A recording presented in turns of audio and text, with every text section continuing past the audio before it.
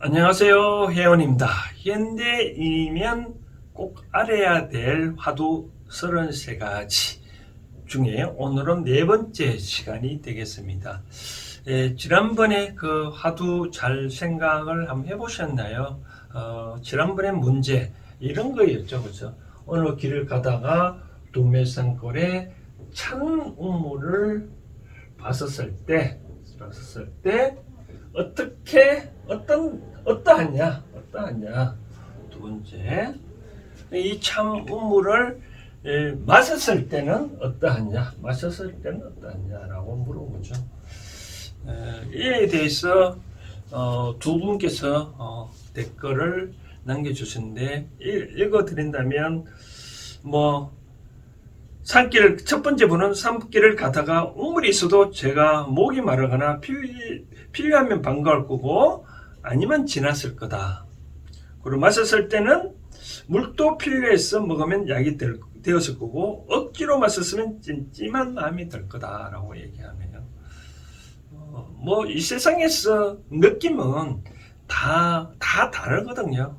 그렇기 때문에 역시 맞다, 틀렸다, 절대 할 필요 없습니다. 다 존중을 해 드려야 됩니다. 두 번째 어떤 분은 길 가다가 우물을 만났을 때는 여기 웬 우물 있지라고 생각하겠죠. 한 모금 마실 수 있다면 목도 축이고 뭔가 모르게 기분이 좋을 듯합니다. 라고.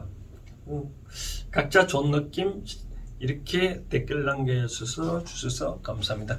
제가 이제 지금 말씀드리고 싶은 사항은 여기서 이제 일종의 선문답인데요. 과거에 이제 선문답 중에 이런 내용이죠. 부처님이 하늘에서 꽃비가 내리자 부처님이 꽃을 한 번 딱 뜨니까 그 많은 제자들 중에 여마미소가 즉의 주제인 그 가섭존자가 많이 빙그레 웃었다 얘기하잖아요. 그렇죠? 이처럼 이 선문답은 답이 없습니다. 그 각자 근기에 맞게끔 느끼는 거고.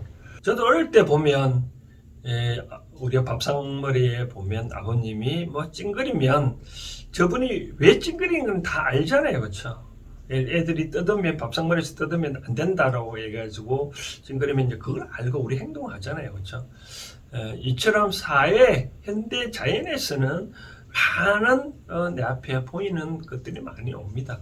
그런 거를 제대로 해석을 하면 내가 성공할 것이고 또 내가 제대로 해석을 못하면 성공을 못하겠죠. 바로 그런 어떤 바르게 다양하게 보는 방법, 능력을 키우는 시간이 바로 이런 내용인데요. 오늘은 이제 이 문제에 대해서 과거에 스님들이 어떤 식으로 얘기를 했는지 제가 소개를 해드리고자 합니다.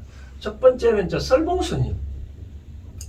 설봉스님과 설봉스님도 이제 유명한데요. 중국의 설봉스님인데 그래서 어떤 제자가 학인이 물어봤죠.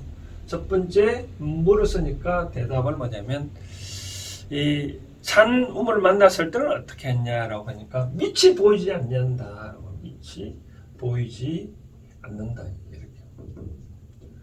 두 번째는 마셨을 때는 어떻게 하니까 입으로도 못 마신다. 입으로도 못 마신다. 못 마신다. 이 이야기를 들은 이제 학인이 이제 조주스님. 조주스님은 중국의 이제 선에 대해서 무자두에 나오는 유명한 스님이잖아요. 그렇죠? 이제 조주스님은 성이 조씨가 아니라 성인 학신데 중국의 조주성에 조주란 마을에 유명한 스님이라 해서 조주스님인데 이 이야기를 듣자 조주스님 뭐라고 얘기를 하냐면 입으로 못 마시면 코로도 못 마시겠네라고 얘기를 했대요. 그 얘기를 하자 이제 똑같은 질문을 했대요. 조주스님한테. 찬 우물을 만나서는 어떻게 하냐. 고다 얘기는 고. 두 번째는 마셨을 때 어떻게 하냐. 이제 죽는다 얘기를 죽는다. 그러고 난 다음에 이제 또 한 사람 우리나라에 유명한 스님은 이걸 어떤 얘기를 하냐니까 찬 우물을 만났을 때 어떻게 하냐. 물이네라고 해서 물이다. 그 다음 마시면 어떻게 되냐. 단박에 목마름이 해결되겠네. 목마름이 해결되겠네. 각자 생각이 다 다르겠죠, 그렇죠? 그게 뭐 틀렸다 맞다 할 수는 없습니다. 각자 느낌대로 얘기하는 거고. 다만 이제 조조스님에 관계되는 거는 제가 좀 더 풀이만 해드리고 하고 자 다음 주 해야 될 숙제를 또 말씀드리겠습니다. 이런 얘기인 것 같아요. 이제 이 이야기를 들은 설봉스님은 다시는 그 이런 화두에 대답을 안 하고 조조스님을 고불이다라고 얘기는 고불. 있는 그대로 풀이면 오래된 부처다 그런 뜻이겠죠. 저는 이 해석을 각자 여러분들 해석 다 하시겠지만 저는 이런 얘기예요. 입으로 못 마시면 코로도 이제 못 마신다라고 바로 그런 얘기는 뭐냐면 첫 번째 밑이 보이지 않는다라고 만났을 때 어떻게 하냐 고다 얘기를 한 거죠. 그렇죠? 이 고란 말은 이런 것들 현대에서는 뭐 쓰다라고 우리 짜다 쓰다 그런 게 있잖아요. 그런 쪽으로 풀이하는데 저는 이런 식으로 어떤 의미냐면 새로 이 우물이라는 말은 주제가 찬 우물이라는 뜻이잖아요. 그렇죠? 찬 우물. 이 우물은 그냥 우물이지 찬 우물이 있고 더운 우물이 있나요? 그런 거 아니잖아요. 찬 우물이다. 그러면 저는 이렇게 해석하고 싶은데 이 세상에 새로운 변화, 어떤 새로운 진리가 만났을 때는 어떻게 하겠느냐 라고 얘기하면 새로운 변화도 우리가 물 마시면 가장 입으로 마시기 쉽잖아요. 그렇죠? 그러면 이제 입으로도 못 마시는 거는 당연히 코로도 못 마시겠죠. 그렇죠? 그러니까 어떤 변화가 진리 만났을 때 그걸 내가 내 스스로 접하지 못하면 어떤 식으로 받아들이지 못한다는 거죠. 그래가지고 어떤 변화에 어떤 진리를 만났을 때는 고다라는 것은 많이 이제 괴롭다는 뜻이겠죠. 왜 괴롭냐? 우리가 구한말에 보면 또 불교가 한반도에 들어올 때 보면 많은 논란이 있었잖아요. 나중에 신라에서는 2차돈의 순국으로 불교를 받아들였고 또 천주교도 많이 박해가 일어났잖아요. 그죠? 그러니까 이 새로운 변화에 접하면 사람은 나름대로 고통일 수밖에 없는 거죠. 그렇죠? 두 번째는 이제 만약에 만났을 때, 먹었을 때 어떻게 하겠냐? 죽는다. 이 죽는다는 의미는 저는 이렇게 해석하고 싶네요. 변화를 일으킨다. 변화. 쉽게 말해서 우리가 이제까지 생로병사의 어떤 고통을 우리가 고뇌를 가져 사고 네 가지 고통 이같이 부처님이 깨달았어. 부처님 진리를 말씀해 드렸잖아요. 그렇죠? 이렇게 되면 진리의 말씀을 듣고 나의 모든 고통들이 다 없어질 수 있잖아요. 바로 없어지는 게 바로 사거든요. 바로 그런 변화다. 없어진다. 새로운 진리를 접하고 새로운 것을 만나게 된다면 다 없어진다. 바로 그런 의미예요. 선님도 마찬가지인 것 같아요. 목마름이 어떤 우물을 만났을 때 물이네. 목마름이 해소된다. 바로 죽는다. 변화다는 뜻은 현재 내가 갖고 있는 목마름이 다 해소되겠죠. 그렇죠? 여기에 있어서 이제 우리가 저는 무슨 현대적으로 해석을 해드리고 싶냐면 이겁니다. 세상은 보는 방법은 크게 세 가지가 있습니다. 첫 번째는 보고 싶은 대로 보고, 두 번째는 내가 봐야만 한다는 수드, 세 번째는 보인 대로 보고 반응하는 것. 세 가지거든요. 왠지 이제 두 번째는 이해가 안 된다면 빼고 만약 보고 싶은 대로 본다면 이런 뜻이겠죠. 만약에 어떤 사랑하는 애가 자식이 있다면 학원을 간다, 학교를 간다. 학교를 가지 아니하고 어떤 문방구에서 PC방에서든 게임을 하고 있다. 그걸 봤었을 때 부모 마음은 어떻겠냐.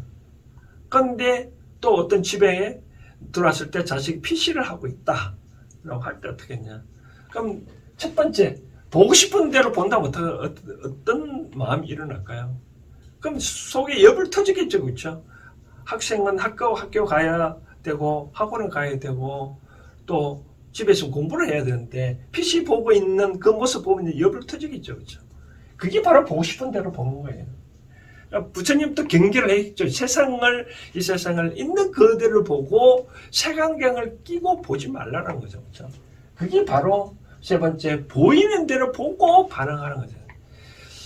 저도 사람이 이제 가만 보면 어떤 대상을 보면 내가 보고 싶은 대로 계속 보는 것 같아요. 그러면 다른 거는 보이질 않아요. 얘가 왜 PC를 하는지 잘 모르거든요. 마찬가지로 이 세상에 어떤 변화가 온다는 것은 내 그동안에 갖고 있는 어떤 근기, 본능, 그런 것 때문에 그걸 안 받아들이고 자꾸 배척하잖아요. 그렇죠? 그럴 필요는 없다는 거예요. 있는 그대로를 보고 내가 행동을 하는 것이 최고로 행복이라는 거죠. 그래서 아마 이런 차원인 것 같아요. 설봉선님 밑이 보이지 않다. 우물이 밑이 보이면 어떡해? 안 보이면 어때요? 그렇죠? 오늘 되는 거예요. 목마르면 마시면 되는 거고. 굳이 입으로 못 마시겠다라고 말할 필요는 없겠죠. 그렇죠? 안 먹으면 내가 안 먹으면 되지. 굳이 입으로 못 먹겠다라고 말할 필요는 없지 않겠냐.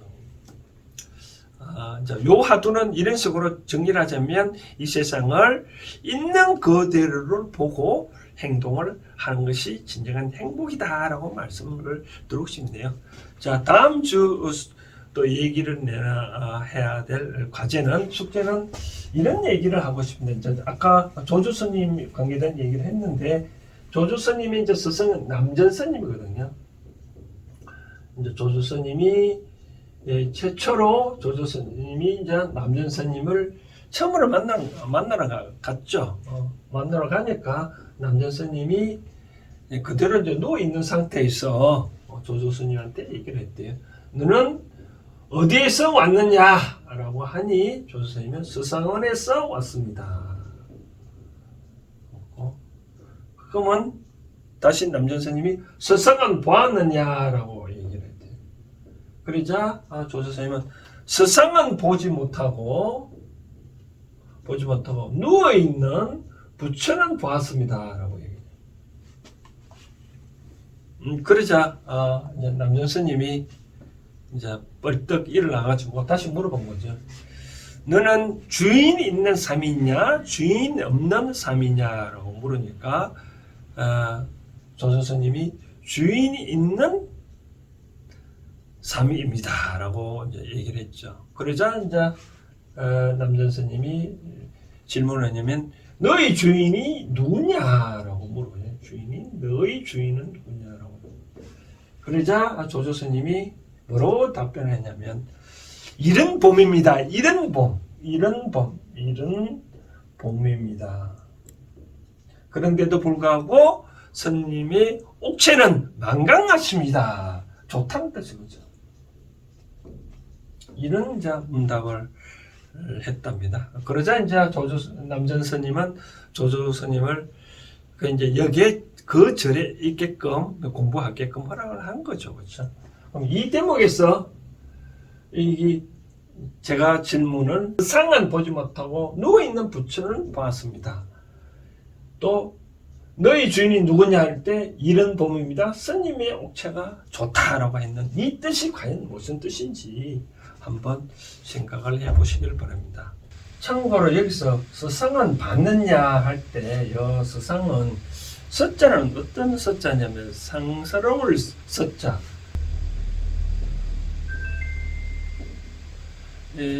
상스러울 서자 그러면 이상한 그런 행복이죠.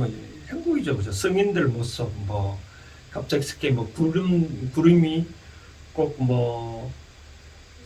하여튼 그런 이상한 그런 상스러운 어떻게 표현해야 될지 모르겠지만 가끔 기독교 사진을 보면 구름과 구름 사이에 빛이 내려온 거 보면 재림 예수하는 같은 그런 형상이라고 생각하시면 되고요. 상자는 이제 코끼리 상자입니다. 코끼리 상자. 결국은 수상이란 말은 상스러운 형상을 지은 거라 했으니 결국은 부처를 말하겠죠. 그렇죠? 결국 부처를 보았느냐라고 말한 것 같습니다. 다음 주에 또 같이 이 문제에 대해서 의견을 교환해 보시기를 바랍니다. 오늘 여기까지 하겠습니다. 감사합니다.